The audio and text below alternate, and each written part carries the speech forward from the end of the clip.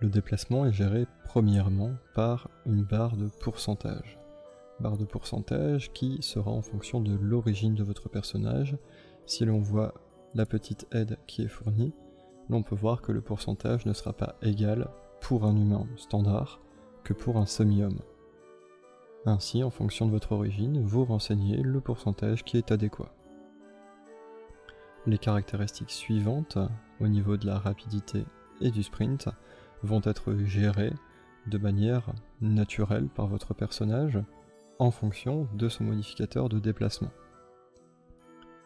Également, cela prend en compte l'armure que vous portez sur vous, et donc si vous avez une armure lourde, vous allez vous déplacer beaucoup moins rapidement que si vous êtes sans armure ou avec une armure légère.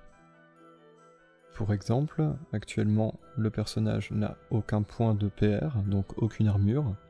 Si l'on vient lui en attribuer une de 7, ce qui est une armure bien lourde, on va pouvoir voir qu'il aura drastiquement réduit en termes de rapidité de déplacement, également pour les sprints. Cela va également impacter la durée de ces déplacements, durée qui est également prise en compte au niveau de votre statistique de force. Plus votre personnage aura de la force, et plus celui-ci pourra avoir d'endurance. Concernant les dernières caractéristiques de la fiche, au niveau de sens, on va pouvoir avoir les informations sur les sens de notre personnage au niveau de ses origines, et pour la langue, il y a divers personnages qui vont pouvoir parler la langue des monstres ou apprendre des langues durant leur évolution en aventure, et donc cette case est là pour pouvoir les référencer afin que le MJ puisse rapidement trouver l'information nécessaire. Pour le point de l'énergie vitale et de l'énergie astrale. Vous allez trouver l'énergie vitale dans l'origine de votre personnage, et celle-ci peut aussi être impactée en fonction de son métier.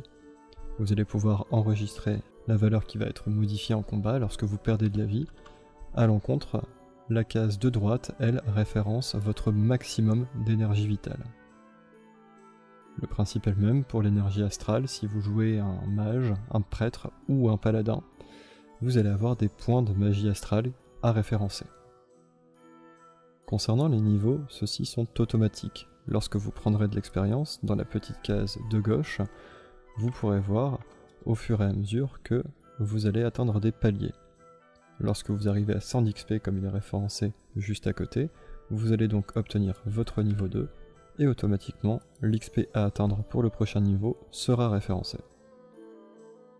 Concernant les points de destin, vous allez avoir juste une case manuelle à devoir rentrer pour indiquer vos points de destin à la création de votre personnage, et ensuite pour pouvoir les soustraire petit à petit en fonction des actions qui nécessiteront l'usage d'un point de destin.